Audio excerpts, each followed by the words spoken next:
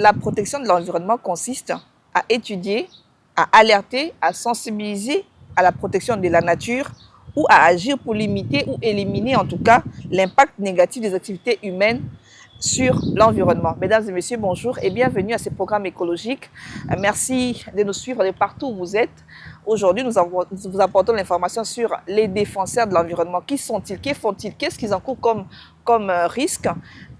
En quoi consiste leur travail? Pour parler de cette question qui est assez actuelle, qui est d'actualité, nous allons donner la parole à Maître Olivier Ndole. Il est secrétaire exécutif de l'Alerte congolaise pour l'environnement et les droits de l'homme. Ouais. Maître Olivier, bonjour. Bonjour. Merci d'être invité de ce magazine. Merci beaucoup aussi de l'invitation.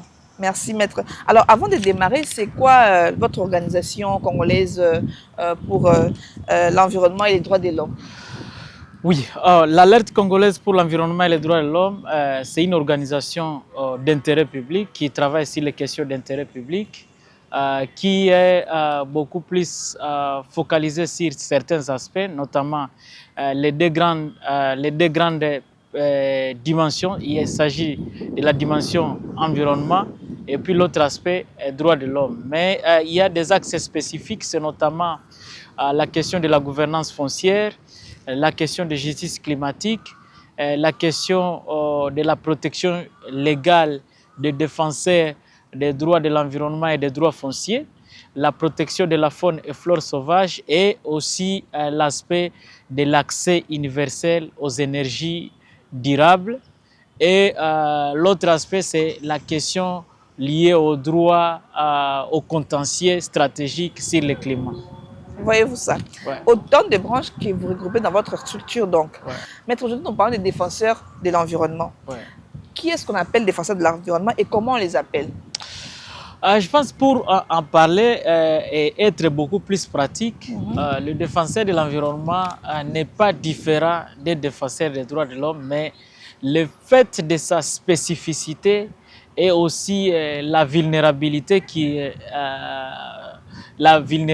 de cette catégorie de défenseurs, on préfère beaucoup plus les distinguer ou les détacher de l'autre catégorie globale de défenseurs des droits de l'homme, parce que ce sont des défenseurs qui sont en train d'agir sur des questions émergentes.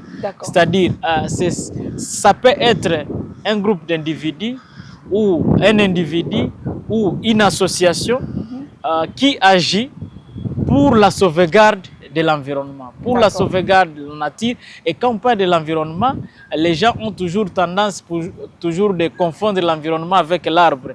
Mais l'environnement, c'est au-delà de l'arbre, oui. C'est vaste. Il y a l'eau, il y a, si vous voulez, la question par exemple de la salubrité, il y a la question de la pêche. Oui. Et donc, les défenseurs de l'environnement, ce sont des acteurs, des membres des communautés locales, des structures des communautés locales, des associations légalement reconnues ou les associations de fait, des individus de manière, si vous voulez, individuelle, qui agissent d'abord pour protéger nos forêts, pour protéger notre terre, pour protéger nos zones, pour défendre les droits de pêche en faveur de nos communautés. Tout à fait. Pour défendre, si vous voulez, l'intérêt des communautés locales, des peuples autochtones qui sont affectés par les activités extractives.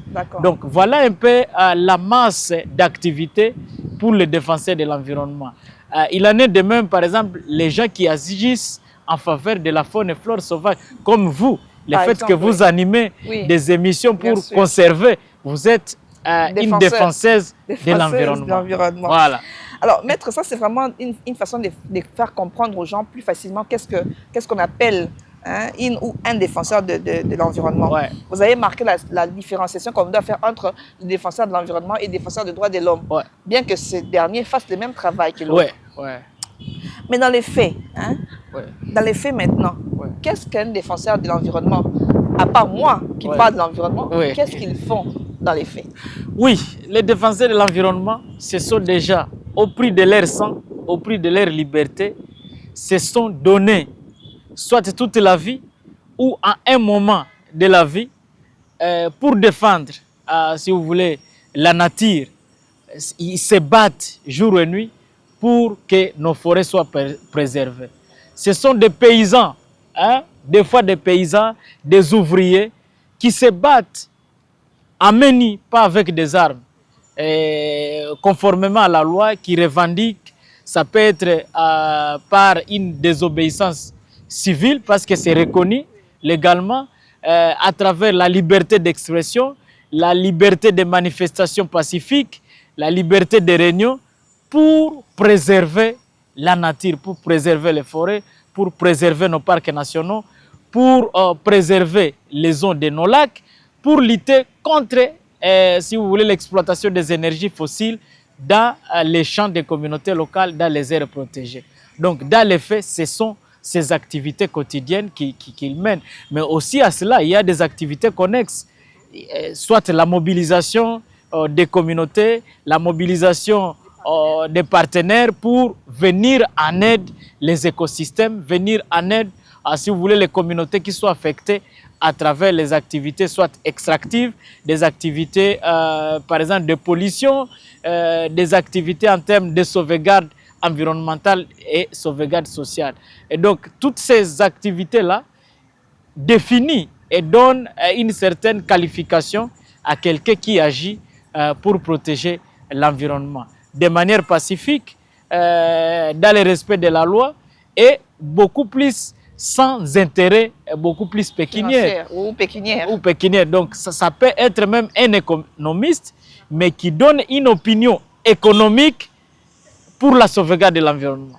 Parce que beaucoup plus, on veut toujours faire une évaluation entre une forêt qu'on veut convertir par exemple à des barils de pétrole, en fonction par exemple des dollars que ça doit produire. Rapporter, oui. Mais économiquement, les coûts externes par rapport à une forêt, un économiste peut vouloir donner une opinion.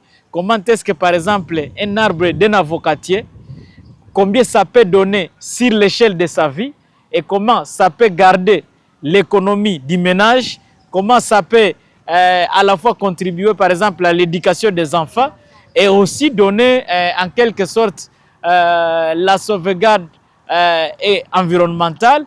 Et si vous faites la comparaison avec les coûts économiques qu'un autre économiste qui n'est pas environnementaliste va donner par rapport au baril de pétrole, par rapport par exemple au coût en termes par exemple de tonnes de cassitérite ou de cobalt, vous trouverez que celui qui a donné l'analyse par rapport à cette productivité tout en conservant, il a donné une opinion économique, ou ça peut être aussi une économie et une opinion judiciaire, mais qui va dans le sens de la protection de l'environnement.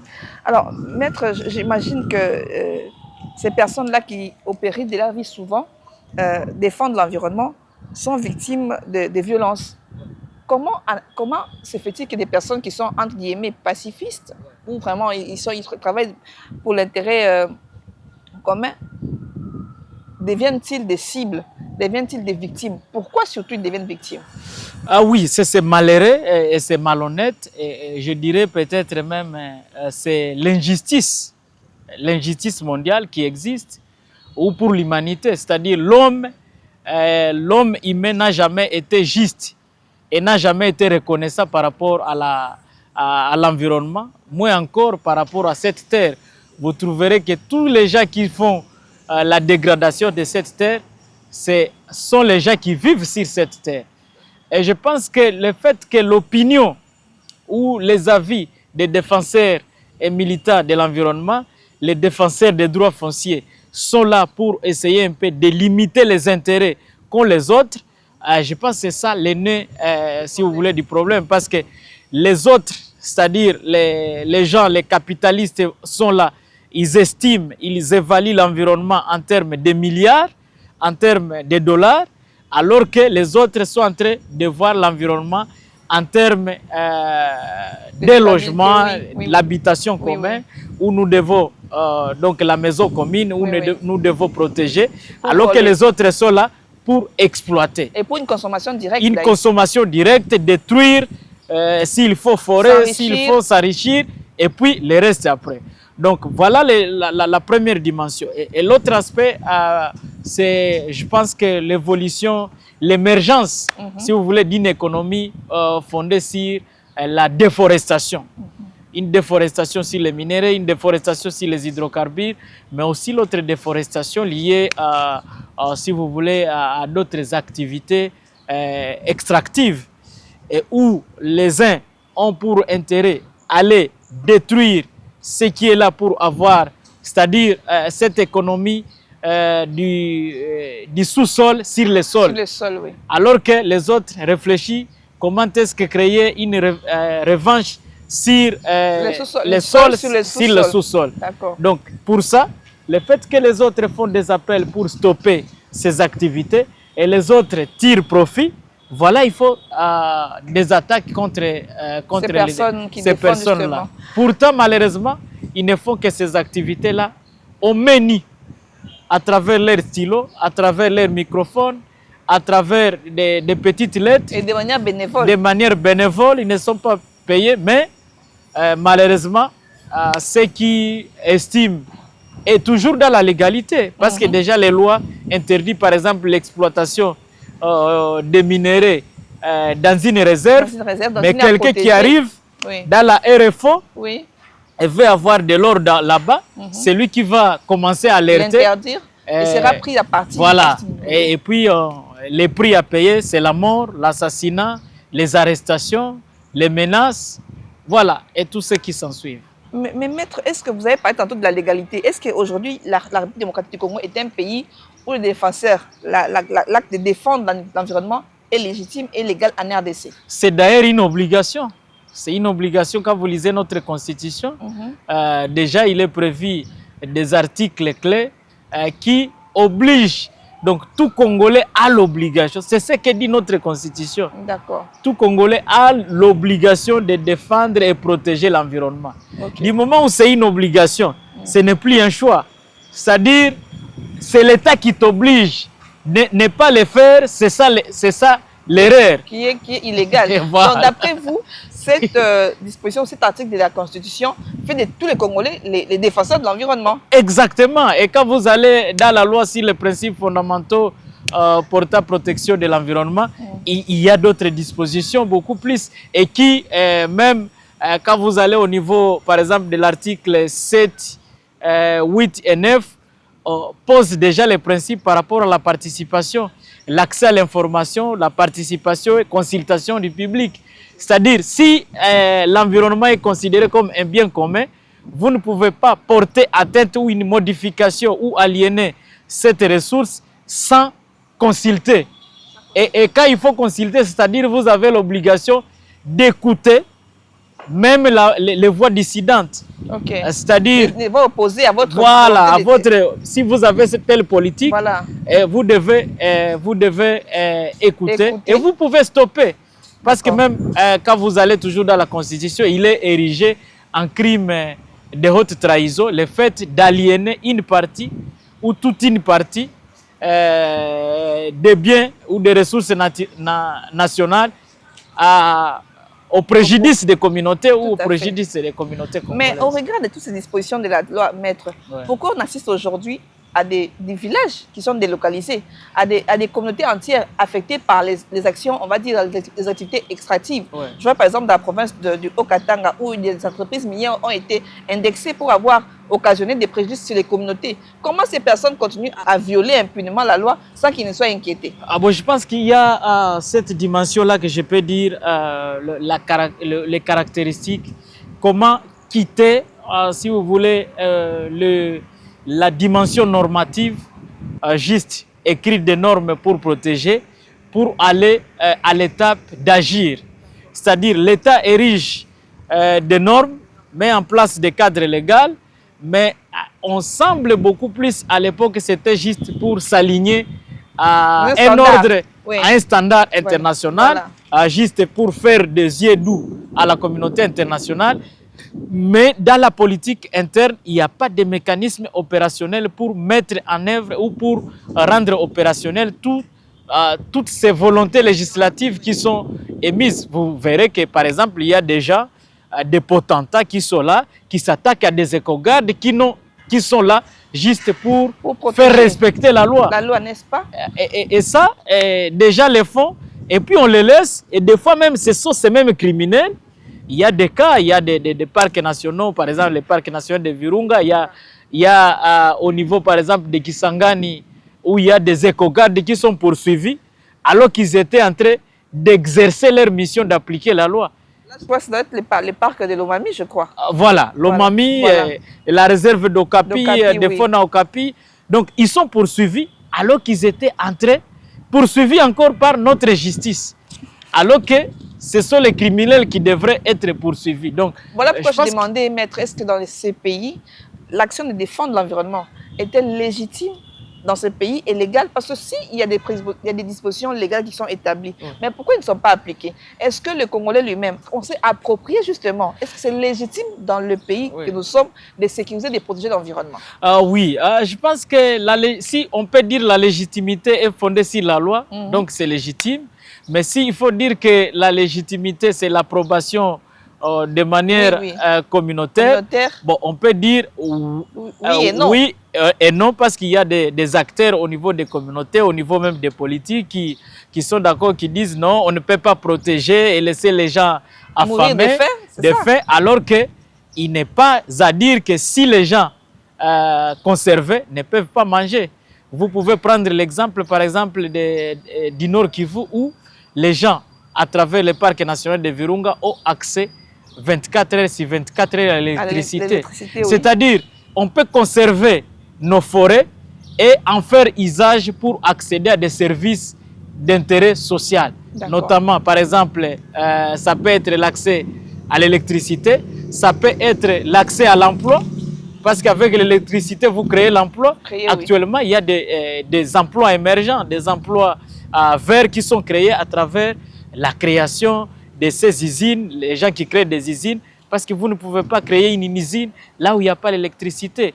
Ici, il y a les gens qui sont en train de transformer le cacao, c'est du fait qu'il y a l'électricité. Tout à fait, en chocolat.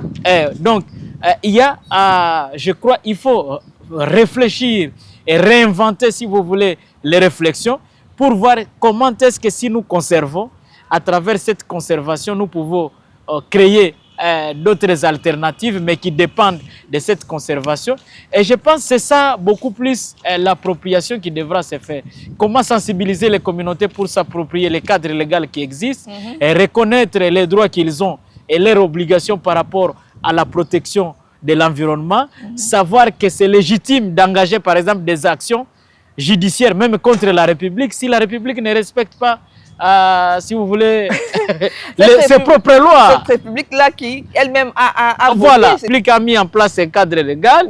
La République a donné, si vous voulez, la Constitution, et puis la République viole. Il faut aller devant la justice. Contre la République. Contre la République. Maître, votre structure est une structure d'alerte, j'imagine. Et d'action. Et d'action. Nous avons tantôt dit au début de l'émission que l'effet de protéger l'environnement, c'est l'effet d'étudier, mais également d'alerter les communautés. Qu'est-ce que ACDH fait justement pour alerter les communautés sur le respect de l'environnement, la protection de l'environnement? Naturellement, par exemple, avec les communautés, comme vous le savez, c'est vrai, nous sommes une structure qui est beaucoup plus fondée sur la question de mettre notre savoir juridique et judiciaire au service de l'environnement, de la nature et du climat. Mais au niveau communautaire, il y a aussi des petits programmes qui existent pour l'éducation populaire. L'éducation populaire. Comment est-ce que permettre à ce que les communautés puissent s'approprier et comment est-ce que récolter aussi leurs avis, parce qu'il ne faut pas croire seulement que c'est nous qui maîtrisons l'environnement. Les pygmées ont aussi leur savoir traditionnel, leurs méthodes traditionnelles, que si une fois ils t'expliquent comment ils font pour protéger leurs forêts, vous allez comprendre que ce sont des méthodes beaucoup plus, c'est vrai, artisanales ou traditionnelles, mais qui sont plus efficaces, plus que même toutes les autres méthodes qu'on tente d'apprendre.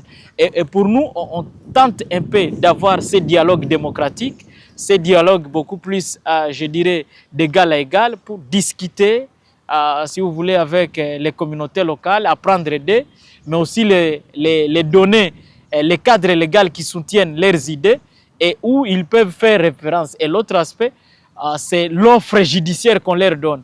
C'est-à-dire, lorsque les communautés sont menacées dans leurs droits fonciers, nous avons par exemple une communauté de 36 000 personnes qui avaient été privées de leurs droits par rapport à leurs terres, et nous les accompagnons en justice. Les pêcheurs qui sont poursuivis, qui sont arrêtés, que ce soit en Ouganda, que ce soit en RDC, on essaie un peu de les donner une offre judiciaire pour leur liberté. Même les défenseurs de l'environnement, à grande partie, ce sont des paysans qui ne savent pas ni lire ni écrire. Maintenant, oui, nous les accompagnons en justice, et au même moment, c'est un cadre pour les apprendre comment démontrer l'importance de l'acte qu'ils ont posé et démontrer que ce n'était pas légitime qu'ils soient arrêtés. Alors, maître, pour parler, vous avez parlé de légitimité, de légalité. La loi numéro 23/27 du 15 juin 2023 relative à la protection et à la responsabilité du défenseur des droits de l'homme en RDC, cette loi concerne-t-elle également les défenseurs de l'environnement? Ah oui, naturellement, les défenseurs de l'environnement peuvent se prévaloir de cette loi et peuvent aussi l'évoquer dans leur plaidoyer, comme aussi lorsqu'ils sont évincés dans leurs droits et libertés. Par exemple, la liberté, comme vous le savez, la liberté de réunion, des rassemblements politiques et pacifiques, et aussi la liberté, par exemple, les droits à une pétition, tout ça, ce sont des droits et libertés fondamentaux qui sont beaucoup plus utiles pour la sauvegarde et la protection de l'environnement. Ces droits, si ces droits sont violés, il est difficile pour les défenseurs, parce que c'est la seule façon de s'exprimer pour dénoncer, pour demander plus d'action au gouvernement. Et donc, cette loi les concerne. Et c'est pour cette raison, par exemple, pour la CDH, lorsque la loi a été promulguée avec des clauses, des dispositions, si vous voulez, répressives, nous avons alerté, parce que nous avons vu que les conditions qui sont placées dans cette loi, déjà, écartent les défenseurs de l'environnement. À plus de 80%, les défenseurs ne savent pas lire ni écrire, mais ils font un travail exceptionnel. Surtout dans les Congo profonds. Dans les Congo profonds. Nombreux ont été tués.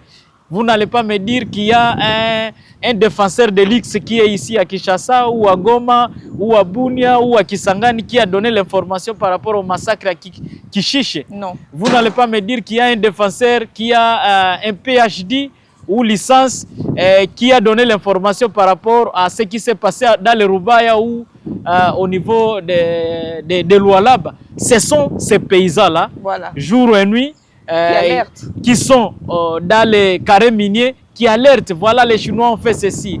Voilà, il y a des militaires qui ont fait ceci. Il y a des groupes armés qui ont tué déjà comme ça. Voilà. Et cette information a aidé la République. Si la République aujourd'hui est en train de parler de génocostes, c'est à cause des informations qui ont été données par ces paysans-là. Et si une loi arrive aujourd'hui pour dire, voilà, si vous ne savez pas donner un rapport, vous n'êtes pas un défenseur. Si vous n'êtes pas enregistré dans un fichier national au niveau de CNDH, vous n'êtes pas un défenseur. C'est se moquer de ces gens-là. Et ces dispositions qui sont couplées avec les 26, 28 et 27, vous trouverez que c'est érigé en infraction le fait de ne pas faire ça. Si je ne sais pas écrire, mais au moins je partage l'information pour aider mon pays à sauver, par exemple, les terres de la RDC. Sauver mon pays pour, par exemple, les ressources que nous avons. Ou sauvegarder la biodiversité. Sauvegarder la biodiversité et répondre à ce devoir constitutionnel de défendre et protéger l'environnement. Dois-je être poursuivi pour ça? Et je pense que des lois pareilles, ce sont des lois antidémocratiques, des lois anticonstitutionnelles et des lois qui doivent être combattues par tous les moyens et solliciter même l'implication des autorités pour les révisitations. Voilà. En parlant de révisitation, la CDHA vient d'organiser 2 jours ici à Kinshasa d'ateliers. En quoi consistait ces 2 jours d'atelier? J'imagine que c'est pour parler de ces questions-là, mais sur quoi vous êtes-vous convenu? Et puis, qui a participé à cet atelier de 2 jours qui vous a réunis ici à Kinshasa? Ah oui, comme vous le savez, c'était un atelier stratégique national qui devrait donc amener les drafts zéro du texte qui a été élaboré par des défenseurs locaux. Et ils ont proposé, et de leurs propositions, ça a été coulé en format donc des articles, tout ça, parce que ça sera une loi ou un projet ou une proposition lorsque les autorités habilitées l'auront endossé. Mais au moins, il y a ces documents-là et il fallait avoir un cadre stratégique avec des acteurs au niveau national pour essayer un peu d'enrichir, commenter et puis valider, quoi. Et au cours de cet atelier, il y a eu donc des acteurs, des défenseurs de l'environnement, des défenseurs des droits de l'homme, de toutes les organisations, des représentants des organisations, et aussi des acteurs au niveau public, notamment le ministère des droits humains, qui ont été là. Ils ont débattu, ils ont discuté, ils ont enrichi. Et à la suite de ces débats, et des propositions et des observations, le texte a été validé, moyennant, si vous voulez, tous ces commentaires.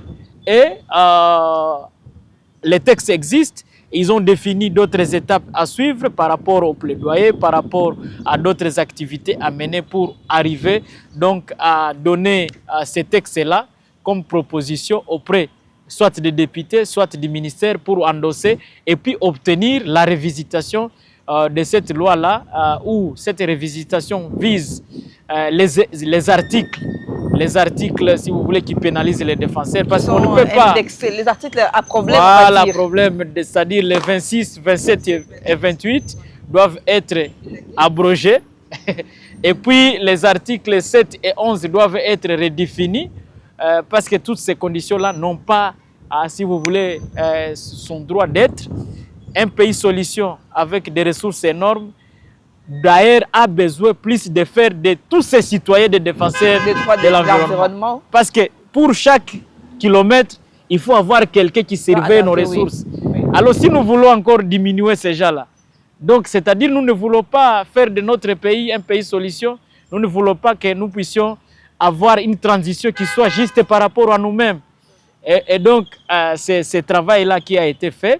Et les acteurs, il y a des acteurs qui étaient impliqués dans l'élaboration de cette loi-là, que nous remercions. Il y a la presse qui était là, qui nous a soutenus. Il y a les autorités qui étaient là.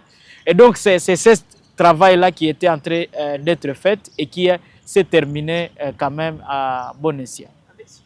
Avec succès. Ouais, alors, maître, nous avons, je crois, élagué la question du défenseur de l'environnement. Nous sommes arrivés à la fin de cette émission. Alors, avant de clôturer, nous donnons la parole pour que vous puissiez lancer un message à tout le monde, en guise d'appel, pour que chacun de nous devienne défenseur de l'environnement. Comme c'est une obligation, vous avez dit, de la Constitution, qu'est-ce que vous pouvez dire à ceux qui nous suivent chez eux ou ici? Oui, la question de protéger la sauvegarde de l'environnement, c'est un devoir pour nous tous. C'est un devoir pour nous tous. Et comme nous sommes un pays, si vous voulez, à vocation internationale sur des réponses climatiques, sur les réponses par rapport, si vous voulez, à l'avenir de la transition énergétique avec nos minéraux stratégiques, de la transition technologique et bientôt de la transition même en termes de défense, parce que nos minéraux constituent actuellement, si vous voulez, la source principale pour les stratégies défense pour l'avenir. Et donc, nous avons intérêt à agir conformément à notre Constitution qui nous oblige de faire preuve d'un devoir de protéger et de sécuriser et donc de protéger et défendre notre environnement. Et donc pour une sécurité et une paix climatique, tous les Congolais ont cette obligation d'agir comme défenseurs de l'environnement. Donc dans tout ce que nous faisons, ça peut être, vous êtes en train de faire, si vous voulez, votre commerce au niveau par exemple du marché, ayez toujours cette culture par exemple d'avoir des articles qui sont compatible par rapport à la préservation du climat. Si vous êtes un comptable d'une organisation ou d'une association, réduisez l'utilisation des papiers. C'est un acte pour protéger. Vous êtes un journaliste, veuillez toujours agir en utilisant par exemple des formules beaucoup plus qui réduisent si vous voulez, l'impact carbone par rapport à cela. Et nous ferons un État plus beau qu'avant, comme le dit notre hymne national. Ouais. Merci beaucoup, Maître Olivier Ndo. Je rappelle que vous êtes secrétaire exécutif de l'Association congolaise pour l'environnement. L'Alerte congolaise pour l'environnement et les droits de l'homme. Merci beaucoup. C'est avec vous que nous avons échangé sur la mission des défenseurs de l'environnement et des droits de l'homme, les risques qu'ils encourent, le travail énorme qu'ils abattent sur la préservation de notre terre, de notre biodiversité, entre autres de l'environnement en général, mais également de la révision, de l'atelier qui a permis à proposer des révisions pour la loi numéro 23/27, je crois, l'année 2025. L'année 2023, j'allais dire, sur la protection des défenseurs des droits de l'homme. Alors, mesdames et messieurs, merci à vous de nous avoir suivis. Comme l'a dit la Constitution, tout Congolais a l'obligation de protéger notre environnement. D'ici là, portez-vous bien, prenez soin de vous, mais surtout de votre environnement. Au revoir et à très bientôt. Merci.